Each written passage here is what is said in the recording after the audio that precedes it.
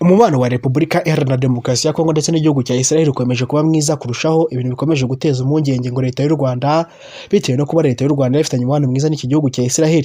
Israel rero nicyo gihugu u Rwanda rukuramo intwaro zirimo n'izitwa Iron Dome mwabonye u Rwanda rukoresha nk'ubwirinzi bw'ikirere, aho ndetse nta gihugu cyangwa se intwaro n'imwe ishobora guhirahira ikandagira ku butaka bw'u Rwanda mu gihe iyo Iron Dome cyaba gifite ububasha bwo gukora. Izi Iron Dome mwanazibonye ubwo u Rwanda rwazikoreshaga rero ubwo habaga intambara yahuzaga inyeshyamba za M23 ndetse n'ubutegetsi bwa Repubulika Iharanira Demokarasi ya Kongo n'igisirikare cyabo cya FARDC n'abaturage bishize hamwe ngo barwanire igihugu cyabo Wazalendo. Ubwo nanone bakoreshaga cyangwa se hakorera hari ibisasu byaraswaga rero mu Rwanda, mwabonye zira Iron Dome ziturisa ibyo bisasu bitaragwa ku butaka bw'u Rwanda. Zira Iron Dome bafite ububasha bwo kuzikora n'igihugu cya Israel, dore ko gifite igihugu gito kandi kiba gifite abanzi benshi cyane banakizengurukije igihugu cyose, mu gihe munazibona bazikoresha ubwo Iran irimo irarasa muri cya gihugu cya Israel.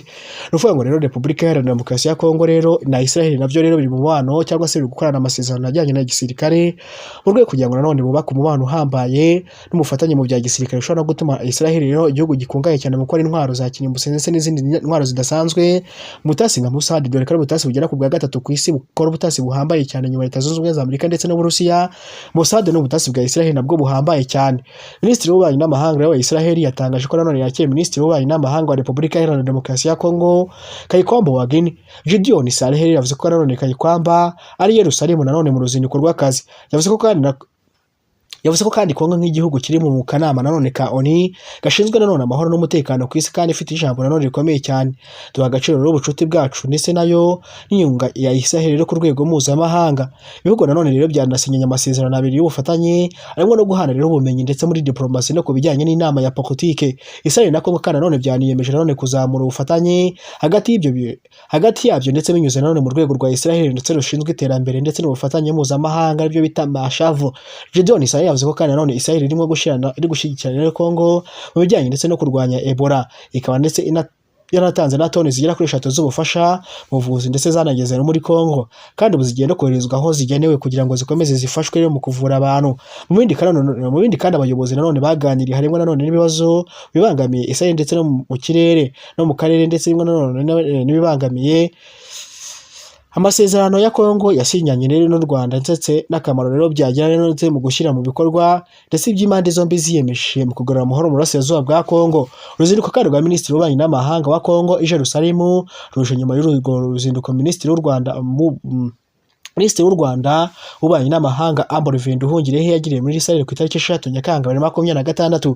Icyo gihe kandi yanasuye Kanano ahantu hatandukanye harimo nanone umujyi wa kera wari Jerusalemu ndetse nanone anasobanukirwa amateka ya Israel ndetse umurage no kwemera kwayo. Yanasuye kandi ahitwa ngo ni Yad Vashem, ikigo nanone cyo kwibuka jenoside yakorewe abayahudi ku isi muri Israel. Minisitiri Olivier kandi nanone yaje kwakirwa ndetse na Minisitiri w'ububanyi n'amahanga wa Israel n'ubundi Gideon Saleh, banaganiye kandi banagiranye ibiganiro mu guteza imbere umubano hagati y'ibihugu byombi u Rwanda ndetse na Israel. Ibiganiro kandi nanone byanavuyemo rero gusinya amasezerano mashya y'ubufatanye ndetse n'ibijyanye n'uburezi nanone guhanga udushya, iterambere ndetse no guhugurana. Nukuvuga ngo rero u Rwanda ndetse na Israel ibihugu bisanzwe bifitanye umubano ndetse no mu guhererekanya intwaro mu bya gisirikare, ubutasi ndetse n'ibindi. Cyo kandi abatasi bagiye bavuga ko bavanwa mu Rwanda ndetse cyangwa se abatasi ba Israel baza gufatira ubumenyi mu Rwanda bagatozwa na NSS, ikigo gishikuriye ubutasi mu Rwanda. Twose cyane nanone kandi bavuga ko nanone ushobora kuba bibangamiye u Rwanda kuba u Rwanda kwa Repubulika ya Demokarasi ya Kongo ushaka kujya korana na Repubulika Iharanira Demokarasi ya Kongo igiye korana na Israel. Ibintu ushaka kuba bigiye gutuma rero Israel nayo igemura intwaro mu bice bigera kuri 2 kaba nk'Ubushinwa bwabaye 12.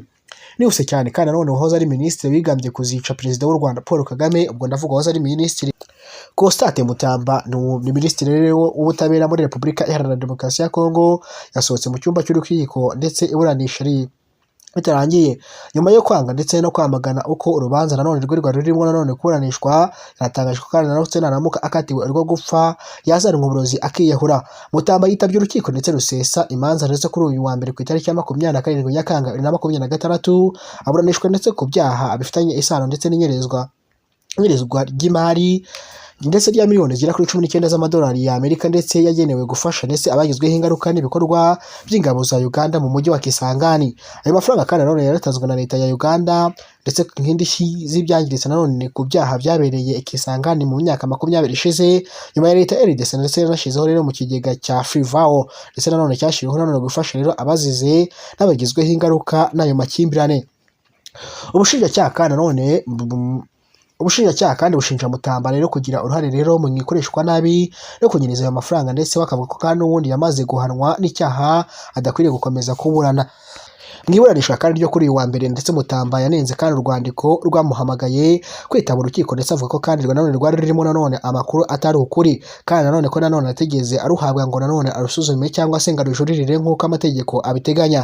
Yanashinje umwanditsi ndetse w'urukiko gushyira rero muri urwo rwandiko amagambo ko nanone yavuze ko kandi ko atayatangaje. Yavuze ko kandi nanone adahakana kwitaba ubutabera, ariko nanone asaba kubanza nanone guhabwa kopi y'urwandiko nanone rwamuhamagaje, ndetse kugira ngo nanone akoreshe uburenganzira ahabwa n'amategeko.